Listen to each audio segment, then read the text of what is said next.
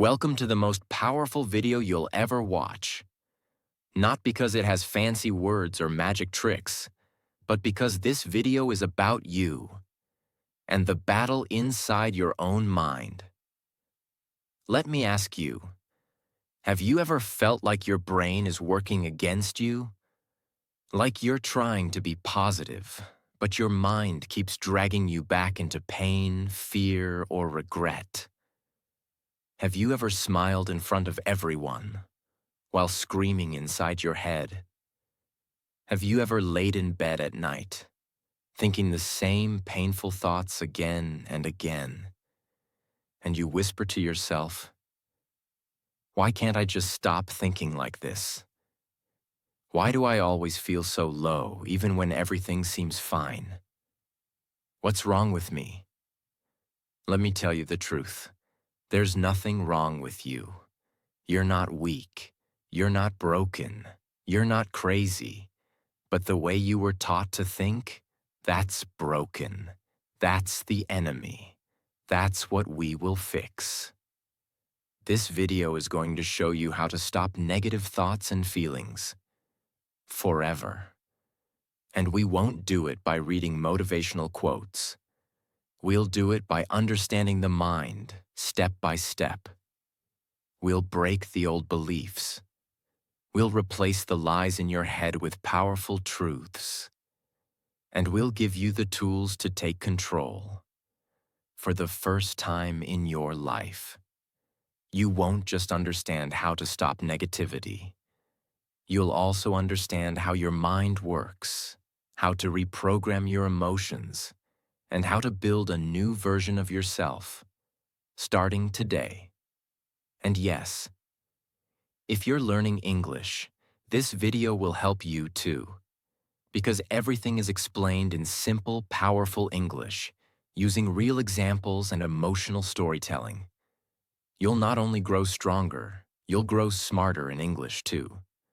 So take a deep breath, because what you're about to hear might just be the thing your soul has been waiting for all your life. Stage 1. Understand where negative thoughts come from. Most people try to fight their negative thoughts. They say things like, "I just need to stop thinking. I should be stronger. I should be happy." But they're fighting the wrong battle. You see, negative thoughts are not random. They don't come from the outside world.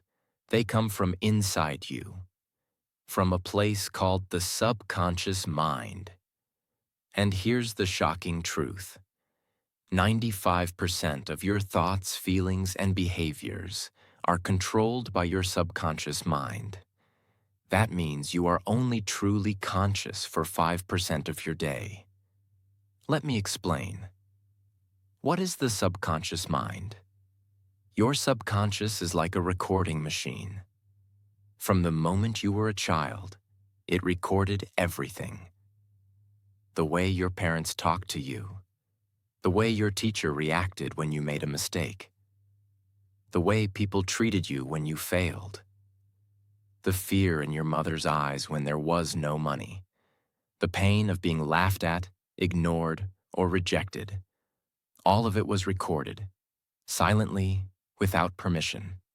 And now, when you grow up, those recordings become your thoughts. So when you say, "I'm not good enough. I always mess things up. I'll never be successful. Nobody really loves me," that's not really you speaking. That's your subconscious replaying old memories. Example. Let me tell you about Daniel. He's 26, smart, kind, funny. But every time he starts something new, a job, a relationship, a project, he quits. Why? Because every time something goes wrong, a voice in his head says, "You're just a failure. Why even try? You'll embarrass yourself again. You're not made for this." And Daniel believes that voice. But here's what Daniel doesn't remember. When he was 9 years old, he got up in front of his class to present a school project. He was nervous. His voice was shaking. And when he accidentally read a word wrong, the whole class laughed. Even the teacher smiled. Daniel went home crying that day. He didn't tell anyone. But that moment became a permanent scar in his subconscious mind. That scar became a voice. And that voice became a belief. And that belief controlled his life. That's what negative thoughts are. They're old pain disguised as truth. So, what can you do? You don't fight negative thoughts like enemies. You observe them like detectives. Next time you think, "I'm not good enough," stop and ask, where did this thought come from? Who made me believe this? What is this memory connected to? Because once you understand the source, the thought starts to lose its power. Your first mission. Tonight, take 10 minutes. Sit quietly. And write this question at the top of a page. What are the 3 negative thoughts I think the most? And for each one, ask, where did this come from? Who taught me this? You'll be shocked at what you discover. You'll realize that most of your negative thinking didn't come from you. It came from someone else. And it's been living inside you rent-free. But not anymore. Because the moment you see the lie, you stop living inside it. You cannot fix your mind unless you understand it. You cannot silence your thoughts unless you trace their roots. And once you know that 95% of your thinking is just programming, you finally understand that you are not your thoughts. You are the one who can rewrite them. Stage 2. The invisible loops that trap you. You've heard people say, "I'm trying to be positive. I'm journaling. I'm doing affirmations." But still, they feel low. They feel like they're stuck in the same place no matter how hard they try. Same emotions, same pain, same anxiety. And they ask, why do I feel like I keep going in circles? Because they are. Welcome to the loop, the invisible mental trap that's been running your life behind the scenes. What is a mental loop? A mental loop is a pattern of thinking that feeds itself. It's like a song stuck in your head. No matter what you do, it comes back. You try to ignore it. It gets louder. You try to fight it. It fights harder. Let's understand the loop. Trigger. Something small happens. You get ignored. You make a mistake. You see someone else doing better. It triggers a familiar emotion: insecurity, fear, guilt. Thought. Your mind pulls up an old belief. I'm not good enough.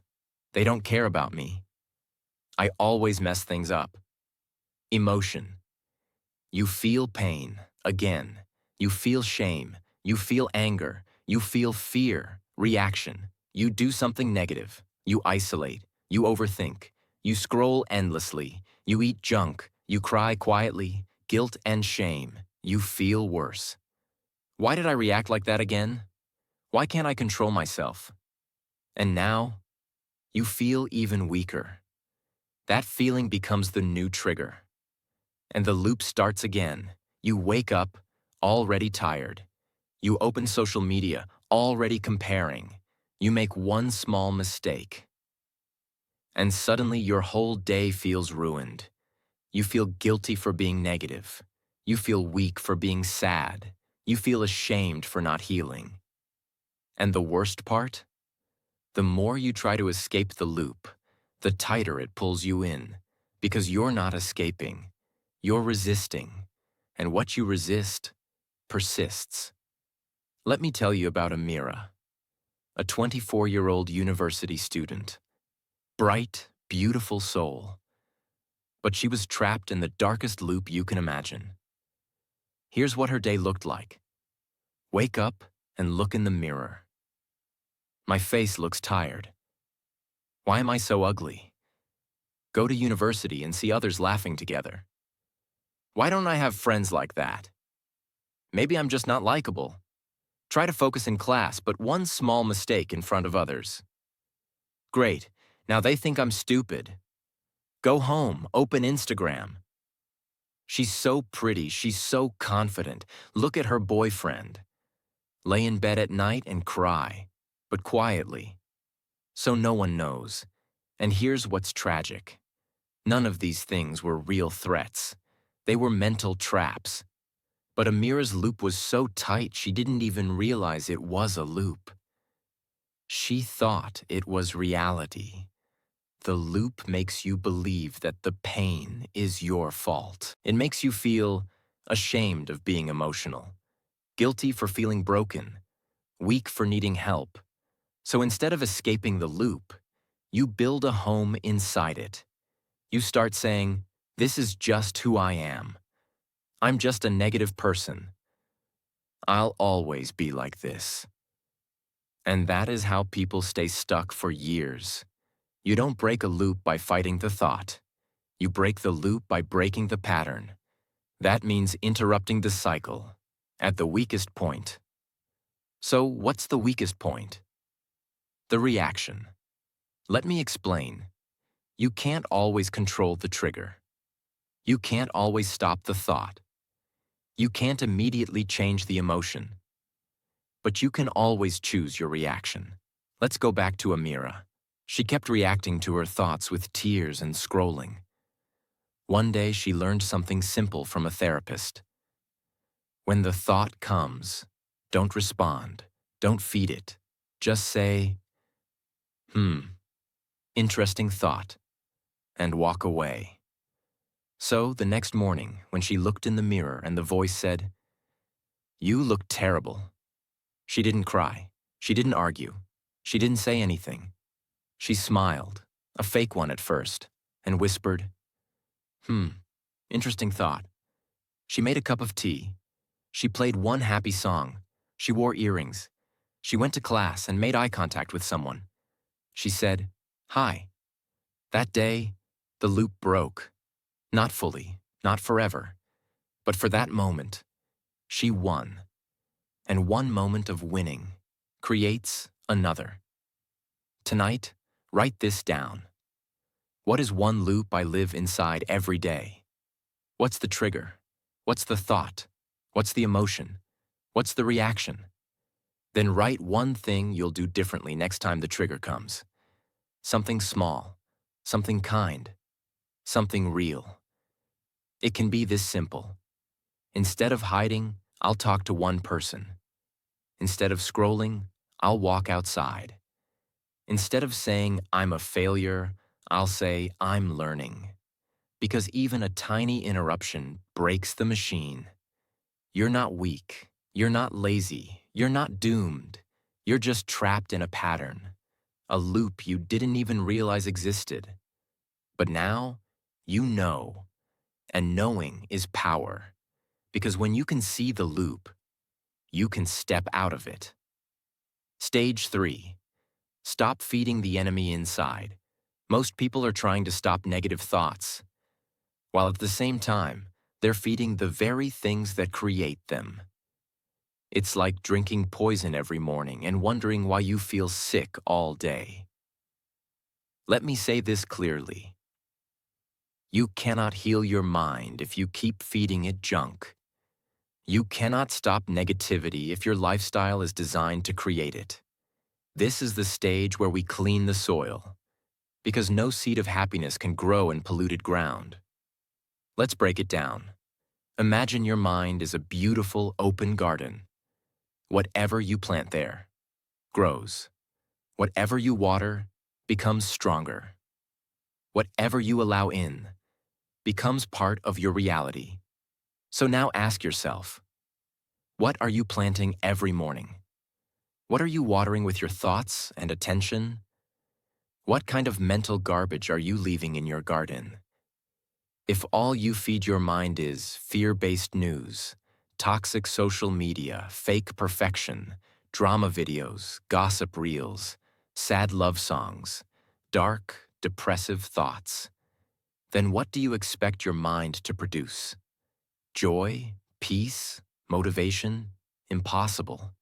You're asking your mind to grow flowers in toxic soil. Let me show you a metaphor that will hit you hard. Imagine there's a room with a giant black mirror on the wall. And every morning you go into this room and stand in front of that mirror. But here's the catch. This mirror doesn't show your real face. It shows your biggest insecurity. It magnifies your worst fear. It whispers your deepest pain. You still look into it. Every morning, every night. You let that mirror define how you feel. And you never question it. That mirror is your phone. That mirror is the reel that says, you're not successful. The photo that says, you're not pretty enough. The video that says, you're behind in life. The comment section that says, you'll never make it. And the worst part? You chose to look into it. You chose to keep that mirror in your pocket, next to your pillow, inside your life. And you wonder why your mind feels broken. It's because you've been feeding the enemy inside. With your time, your energy, your attention. The three main ways people feed negativity without realizing. 1. Information overload, digital poison. You scroll for 2 hours and remember nothing. But your brain remembers everything. Even if you say, I'm just watching for fun. I don't take it seriously. Your subconscious is recording, her face is perfect, mine isn't. He's successful, I'm behind. That couple looks happy, I'm lonely. That guy bought a new car, I'm broke. You don't feel it instantly. But after 10 days of this, you feel tired, insecure, empty. Not because of your life, but because of what you consumed. 2. Toxic repetition. Songs, reels, drama. Music is powerful, but what are you repeating into your head? You broke my heart. I'm not good enough. Nobody loves me. I want to disappear. You hear these lyrics and say, it's just a song. But your brain doesn't understand just. It only understands what you feed it repeatedly. Repetition is programming. And most people are programming themselves to be depressed. On autoplay. 3. Mental diet, what you talk about daily. Your conversations shape your emotions. If every day you talk about what you hate, who betrayed you, why life is unfair, how everything's going wrong, then what are you feeding your brain? Negativity becomes your default language. Let me tell you a different kind of story. There was a glass of clear, pure water sitting on a table. It was peaceful, it was clean, it was balanced. One day, someone came and dropped one drop of black ink in it. The water changed a little, but still looked okay.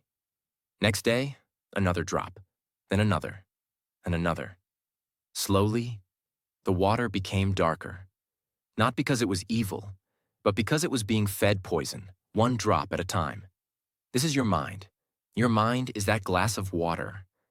And the ink is the content you consume, the words you repeat, the people you surround yourself with, the notifications you wake up to, the videos you binge before sleeping. You didn't become negative overnight. You were being dripped with darkness, silently. How to stop feeding the enemy. Here's what to do starting today. Clean your feed like your fridge. You wouldn't eat rotten food. So why watch rotten content? Unfollow pages that make you feel less than. Mute people who only post fake perfection. Delete apps if needed. Your peace is more important than staying updated. Replace, don't resist. Don't just stop watching bad content. Replace it with something that builds you. Watch real growth stories. Listen to calming or healing audio. Read one page of a growth book.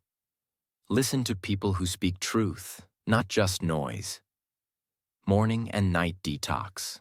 The first 30 minutes after waking and the last 30 minutes before sleep. are when your mind is most programmable. Use that time wisely. Don't scroll. Don't open reels. Don't start your day with comparison or chaos. Instead, breathe. Write 3 things you're thankful for. Speak one powerful sentence to yourself. Today, I protect my mind. Your mission.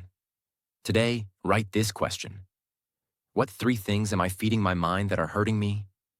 Be honest. Then ask, what will I feed my mind instead, starting now? Small changes, big transformation. Your mind is not broken. It's just been badly fed. You are not the darkness. You are the light that's been buried under years of mental noise.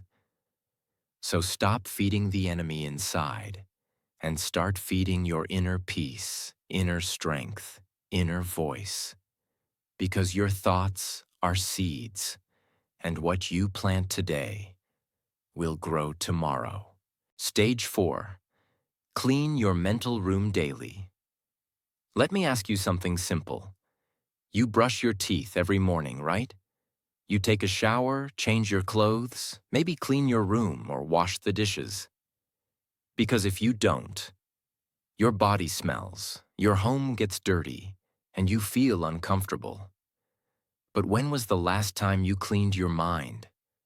Not your Instagram, not your bookshelf, not your to-do list. I'm talking about the inside of your head, the mental space where you actually live. Because here's the truth. You don't live in your house. You live in your mind, 24 hours a day. And if you don't clean that space daily, you will be living in a home that feels heavy, anxious, noisy, painful, confusing. Even if your outside life looks fine, inside you feel suffocated. So today, we clean, not once, not when we feel depressed, not when we break down, but every single day, like brushing your soul. Let me take you deep. Let's break a myth. Negative thoughts don't only come from trauma, they come from accumulation. Just like dust settles on your furniture even if you don't open windows, mental dust collects in your mind from life itself. A stressful conversation, a decision you're avoiding, a deadline you're afraid of, a future event you're overthinking, a compliment you didn't believe, a comment that felt wrong but you ignored it, a fear that entered your heart quietly, a judgment you made about yourself this morning. You didn't choose this, but it landed, and now it's in your space. So if you don't clean it, it piles up. Here's what happens when people don't clean their mental space. Stress builds up in layers, but you ignore it. You feel more irritated than usual. Little things make you angry. You become emotionally sensitive. One sentence can break you. You feel tired without reason, because your mind is overloaded. You stop enjoying things, because your joy has no space to live. You start avoiding life, because everything feels like too much. And slowly, without realizing, you stop being you. You stop laughing loudly. You stop dancing freely. You stop speaking confidently. You stop trusting your ideas. You stop dreaming. Not because you're weak, not because you're lazy, but because your mental room is full of unprocessed emotion. Imagine a small room with 100 open cardboard boxes. Each box contains something from your mind. One has a painful memory. One has your unfinished goals. One has your financial stress. One has a conversation you're avoiding. One has your fear of rejection. One has a thought you had at 3 a.m. One has your guilt. One has your secret self-doubt. Now imagine trying to sit and relax in that room. You can't. There's no space to breathe. This is what your mind becomes when you never pause to clean it. Here are 6 powerful, fresh, non-repetitive daily practices to clean your mental room. They require no app, no therapist, no external help. only you, your intention, and your inner awareness. 1. The thought shelf method. Mentally put thoughts aside. When your mind is overwhelmed, you don't need to solve every problem immediately. You just need to make space. So imagine your mind as a shelf.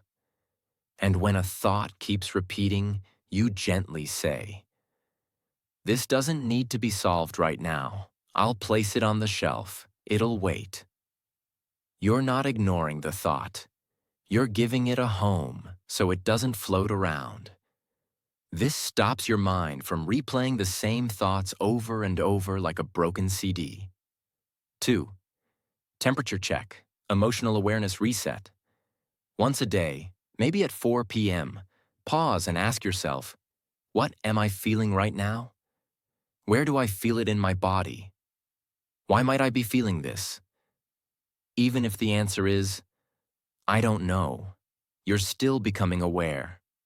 And awareness cleans confusion. Do this every day, like checking the weather before leaving home. You'll be shocked how much you've been holding in silence. 3. The one-word dump. You don't always need to write long journals. Sometimes just one word is enough. Try this. Before sleeping, write one word that describes your emotion today. Heavy, rushed, lonely, hopeful, frustrated. Doing this helps you identify your emotional clutter, because once you can name it, you can clean it. 4. 3-minute mental walkthrough. This is one of the most powerful cleansing tools. Almost no one uses it. Every evening, close your eyes and mentally walk through your entire day. See yourself waking up, walking to the bathroom. What were you thinking? What emotions did you feel during breakfast? Did someone say something that stuck in your mind? Where did your mood shift? This is not about overthinking. It's about noticing. Because when you notice, you release. When you name it, you drain it. Even 3 minutes of this can unload more emotional weight than hours of advice. 5. Speak to yourself like you're a child. Before bed, sit quietly and say one kind thing to yourself, as if you were speaking to a small, scared child. Say, "You did your best today. It's okay to feel tired. I'm proud of you for not giving up. You made it through. That's enough. You are safe now."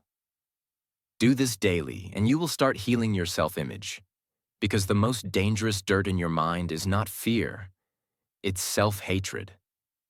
6th micro-forgiveness exercise. Each day, choose one small thing to forgive. Someone who interrupted you. A past version of yourself.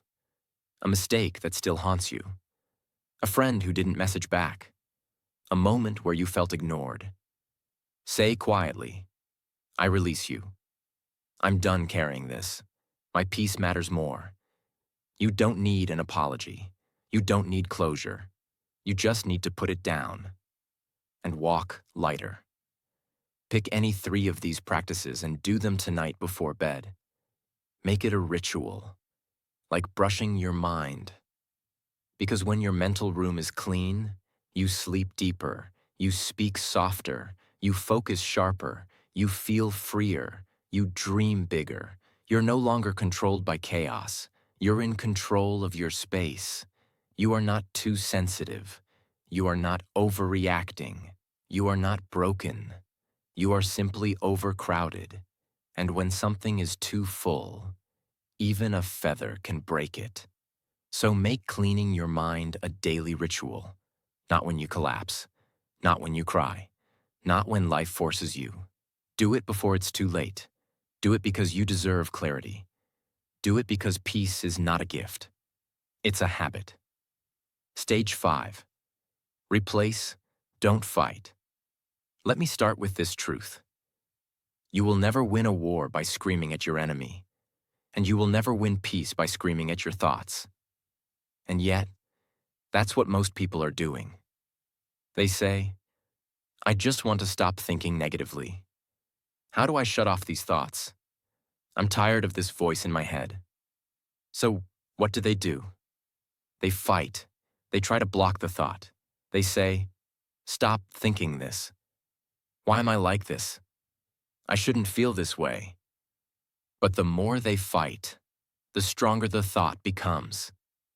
Why? Because you can't fight a thought with force. You can only win by replacing it. Let me explain everything in the deepest way possible. Why fighting negative thoughts never works. The moment you say, "I don't want to think about this thought," your brain focuses more on that thought, because the brain doesn't hear "don't." It only hears the subject. If I say, "Don't think about a pink elephant," you'll instantly imagine it. If you say, "Don't feel anxious," your mind starts scanning for all the reasons you're anxious. So when you try to fight a thought with more thought, you create a mental storm. Every time you argue with a negative thought, you're giving it energy. You're saying, "This thought matters. It deserves attention. It has power." And it grows. So what's the solution? Don't fight the thought. Replace it. Redirect it. Rewire it. Like changing the radio station. Like turning the page. Like choosing a different road. Let's explore how. Imagine there's a radio in your room, and it's playing a horrible, depressing song. Lyrics like, "You're a failure. You'll never be loved. You're too late. You're not enough." The volume is loud. It's hurting your ears. It's affecting your mood. What do? Do you scream at the radio? Do you beg it to stop? Do you cry in front of it? No, that would be pointless. You either change the station, lower the volume, turn it off, play your own music louder. This is how replacement works. You don't beg your brain to stop. You give it a new direction. Thoughts are like habits, and the best way to break a habit is to replace it with another one. Here's the secret. You can't erase a thought. You can only overwrite it. Your brain works like a chalkboard. If you write something painful on it, the only way to remove it is by writing over it with something better. Negative thought replacing thought. I always mess things up. I learn faster because I've failed before. No one cares about me. Someone loves me even if I forget. I'll never be successful. I haven't reached it yet, but I will. I'm too sensitive. I feel deeply, and that's a strength. What if I fail? What if I succeed? You're not lying to yourself. You're redirecting the spotlight. And when you repeat the replacement often enough, it becomes the default voice in your head. Imagine a large white wall, perfectly painted, but right in the center there's a small black hole. Most people walk past the wall and never notice it.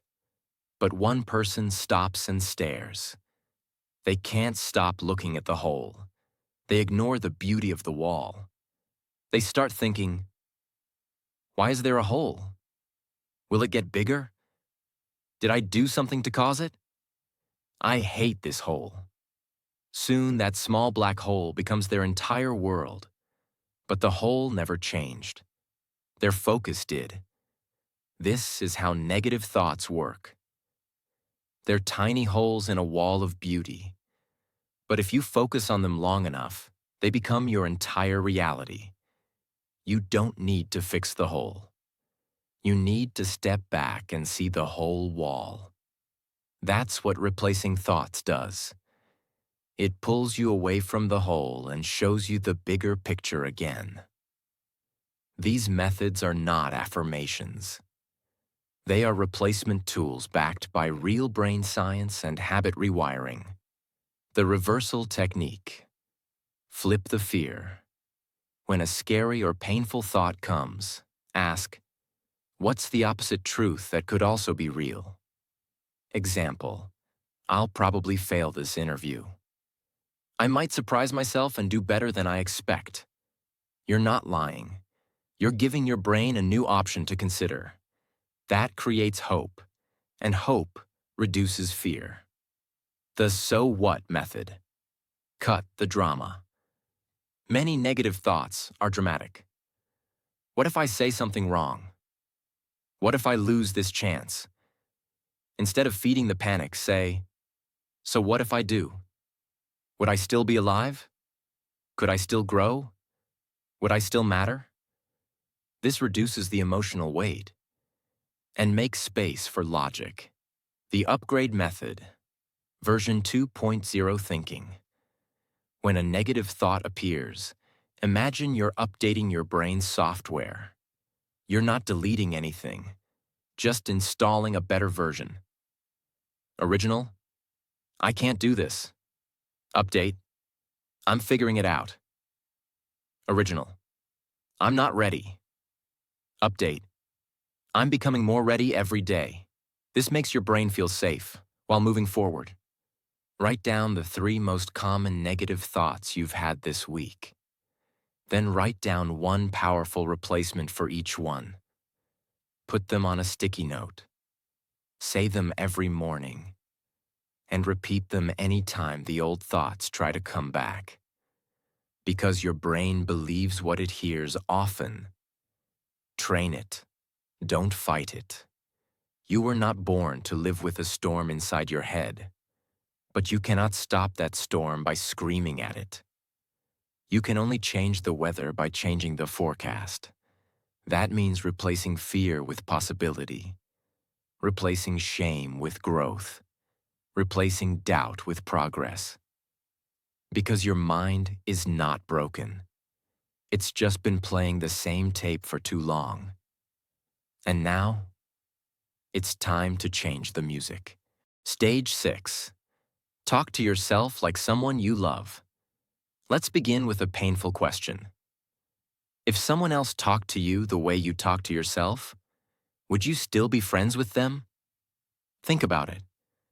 What kind of words do you say to yourself when you fail, you make a mistake, you forget something, you feel tired, you cry, you get rejected? You don't say, "It's okay, you're human, you'll try again." No, you say, "You're so stupid. Why do you always mess things up? Nobody cares. You're such a burden. I hate myself sometimes. I'll never get it right." And the tragedy is, if someone else said that to you, even once, you'd probably walk away. But you say it to yourself every day, and you can't walk away from your own mind. So what happens? You live inside a house where you're constantly verbally abused by your own voice. Most people have an inner critic, but for some, it becomes an inner bully. That voice does not guide. It attacks. It says, "You're always behind. You're not as good as them. You're weak. You're ugly. You're lazy. You deserve to be alone." Now imagine this scenario. A 7-year-old child comes to you. They say, "I made a mistake today. I feel bad about myself. I think I'm not good enough." Would you scream at them? Would you say, "You're an idiot. You'll never be anything. Nobody likes you"? Of course not. You would hug them. You would look into their eyes and say, "It's okay. We all make mistakes. You are still worthy. Let's try again tomorrow." So why don't you talk to yourself that way? Because somewhere along the way, you learn to treat yourself with cruelty instead of compassion. And that must change. Today. Imagine your mind is a garden, and your self-talk is the gardener. Every word you say to yourself is either planting a flower, pouring water, or cutting the roots. If the gardener keeps saying, "This plant is useless. It's never going to grow. I hate this plant. Why are you so slow?" then even the most beautiful flower will wither. But if the gardener says, "You're growing slowly, but you're growing," it's okay if today was tough. You don't have to bloom every day. I believe in you. Then even the weakest plant finds the courage to stand tall again. Your self-talk is the water, the sunlight, the air of your inner world. And how you speak to yourself decides whether you wither or rise. Let's be clear. Negative self-talk is not harmless. It creates real damage. It damages your confidence. It kills motivation. It creates shame. It breaks trust in yourself. It increases anxiety. It ruins relationships. It feeds depression. It makes you believe that you are the problem. And when you start to believe that you are broken, you stop trying to heal. You stop reaching for help. You stop believing in better. Not because better doesn't exist, but because your inner voice has convinced you that you don't deserve it. What if every time you made a mistake, instead of saying, "I'm so stupid," you said, "I made a mistake and I'm learning"? What if when you were tired, instead of saying, "I'm lazy," you said, "I've done so much. I need rest, not guilt"? What if when you felt jealous, instead of saying, "I'm such a bad person for feeling this," you said, "I'm human. I feel things. That's okay"? This is not about lying to yourself. It's about speaking to yourself with the same kindness you give to everyone else. How to start talking to yourself with love. 5 life-changing practices. 1. Give your inner voice a name. Seriously. Name it. Why? Because when you say, "I think I'm a failure," you're giving your inner critic 100% credibility. But if you name it Negative Nancy or Doubt Dan, you separate your identity from the voice. You say, "Oh, that's just Nancy again. She always shows up when I try something new." It sounds silly, but it gives you power and perspective. You stop becoming the voice. You become the listener, and the listener always has a choice. 2. The best friend technique. When you feel down, ask yourself, if my best friend was feeling this way, what would I say to them? Then say that to yourself, out loud. You'll be shocked how loving your voice becomes when it's not directed at you. 3. The mirror moment. Stand in front of a mirror for 2 minutes every morning. Look into your own eyes, not to judge your skin or hair, but to say 3 things. I'm trying. I'm still here. I forgive you. Do this every day, not for motivation, but for healing. Because your own reflection has been waiting years to hear those words from you. 4. Rewrite the sentence. Take any cruel sentence you say often and rewrite it. For example, cruel thought, loving rewrite. You're a burden. Your feelings matter too. You're so dramatic. You're allowed to feel deeply. You're always messing up. You're learning like everyone else. Nobody wants you. You're still learning how to love and be loved. You're weak. You're carrying so much and still going. Print it, post it, say it. Your inner child is still listening. 5. Forgive yourself daily. Yes, daily. Not once a year. Not once when you make a big mistake. Every single day, before you sleep, yarat se plasa. Whatever I did wrong today, I forgive myself. Whatever I said, forgot, overreacted to, I'm still learning. I will not carry this shame into tomorrow. Because guilt does not make you grow. Grace does. Sit alone. Quiet. Just you. Put your hand on your heart and say this softly. I'm sorry I've been so cruel to you. You didn't deserve that voice. From today, I will talk to you like someone I love. Let the tears fall if they come. You're not weak. You're reconnecting. You don't need to be perfect. You don't need to be fearless. You don't need to have it all together. But you need to start being kind to yourself. Because the world is already full of people ready to judge you, criticize you, and misunderstand you. Don't join them. Be the one voice in your life that says, you are still worthy, even now, especially now. Stage 7. Cut off the hidden triggers. Triggers aren't always loud. They're not always dramatic. They don't always knock and say, hey, I'm here to ruin your peace. Sometimes they're soft. Sometimes they feel like comfort, but they pull you back into the old version of you, the version who was scared, the version who doubted, the version who lived in fear. Imagine you live in a room with a very soft ticking clock. Tick, tick, tick. You get used to the sound. You don't notice it anymore. But the ticking is always there. It's just background noise. Now one day you finally remove that clock. You sit in silence. And for the first time you realize, oh my God, I've been living with that noise for years. This is exactly what emotional triggers are like. You don't notice them anymore, but they're there, ticking in the background of your life. A certain person's presence, a toxic group chat, a smell, a routine, a ringtone, a hairstyle, a habit, a place, a social obligation, a monthly reminder, even your bedroom setup. You wonder why you feel anxious. But you're still sleeping next to a memory of the worst version of you. You're still keeping open the door that trauma used to walk through.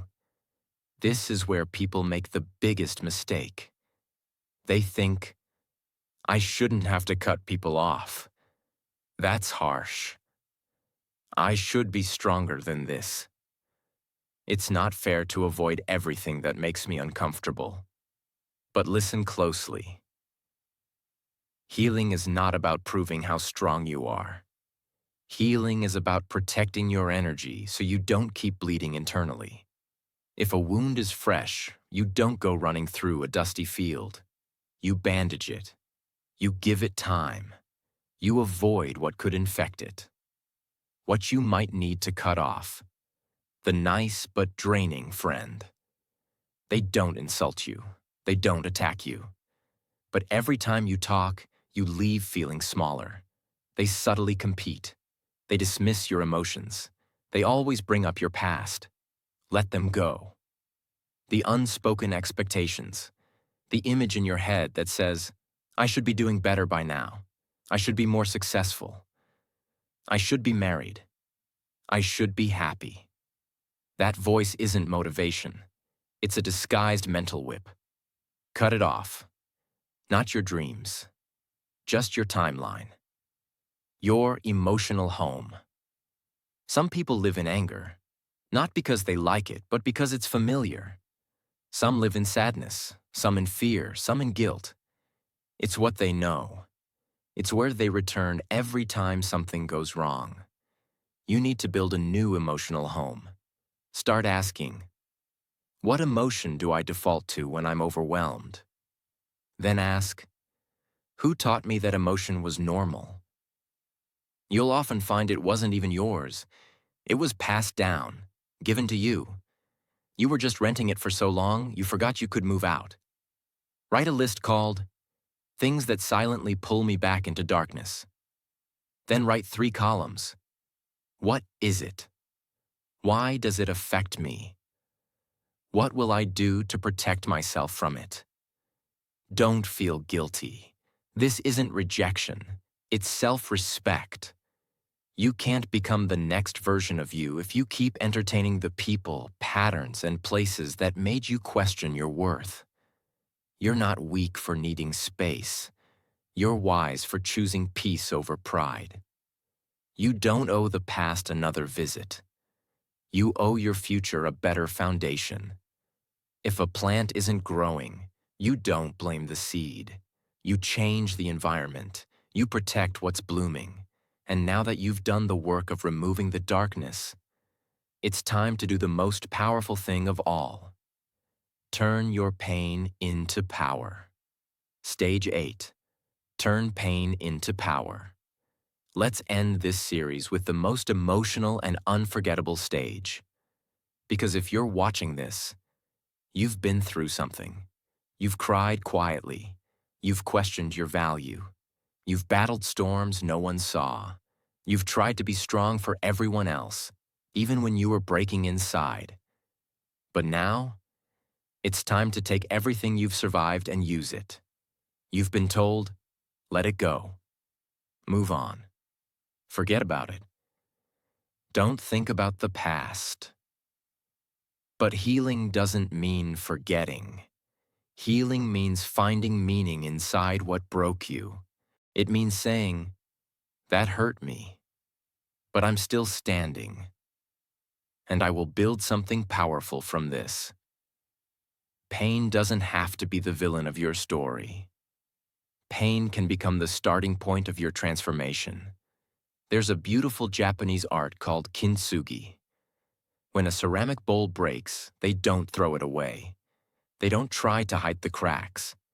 Instead, they repair it using gold. Yes, real gold.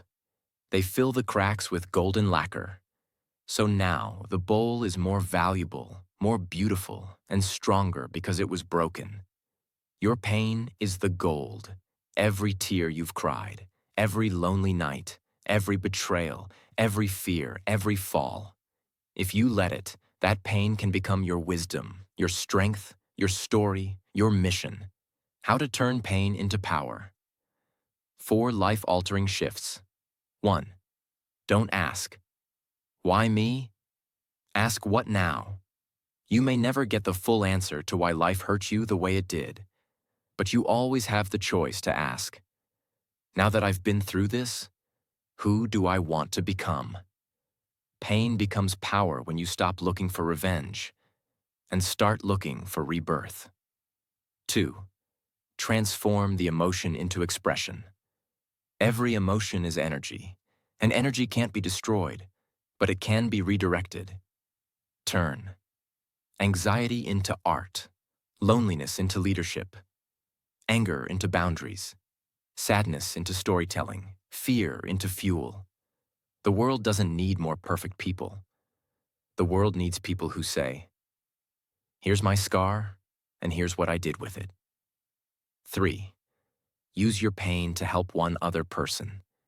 If you feel stuck, lost, confused, go help one person who's feeling what you once felt.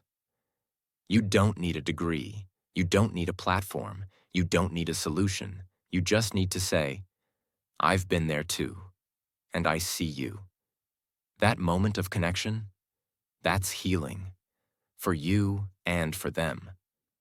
Pain multiplies in silence, but it dissolves in shared humanity. 4. Build your identity around your survival, not your suffering. Stop saying, I was broken. Start saying, I'm rebuilding. Don't say, they ruined me. Say, I rebuilt myself. Because if pain is a fire, you are the gold that survived the flame. You didn't come this far to just feel better. You came this far to transform. This is not just a video about how to stop negative thoughts. This is a reintroduction to your power. Everything you've been through has been shaping you, not to destroy you, but to prepare you. So here's your final message. You are not your pain. You are not your past. You are not your thoughts. You are the power that rises in the middle of all three and chooses to become something greater. This is your story now, your chapter, your healing, your time.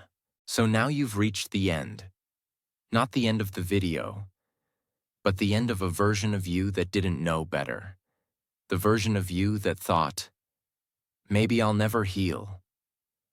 Maybe I'll never be free. Maybe this is just who I am. But now you know something different. You've seen the enemy. You've studied the patterns. You've cleaned the pain. You've changed the voice inside. You've built strength. You've protected your energy. And you've taken the hardest thing in your life and started turning it into your power. That is not a small thing. That is transformation. That is courage. That is a new life beginning. Right now. And if nobody told you this today, let me say it clearly. I am proud of you. Not because you're perfect, but because you showed up, broken, scared, tired, unsure, and still tried, still listened, still stayed till the end. That means you're ready. Your thoughts do not control you. You control what thoughts are allowed to stay. You control your healing. You control your pace. You control your story. And if you keep showing up like you did today, your life will never be the same again. Because small steps, repeated with love and honesty, become powerful lives. You are already on the way. If this video touched your heart, if it made you feel seen, understood, stronger, then I invite you to do one simple thing. Subscribe, so you can keep learning, keep growing, and keep healing. Because this channel is not just about videos, it's about transformation. It's about turning English learning into emotional strength, and turning emotional strength into a better life. We speak slowly, clearly, deeply. So even if you're still learning English, you'll never feel lost here. Here, you'll be understood. So subscribe, turn on the bell, and join this journey. You belong here. And this is just the beginning. Thank you for watching. Thank you for staying. Thank you for fighting. I believe in you. Now go and become the person you were always meant to be.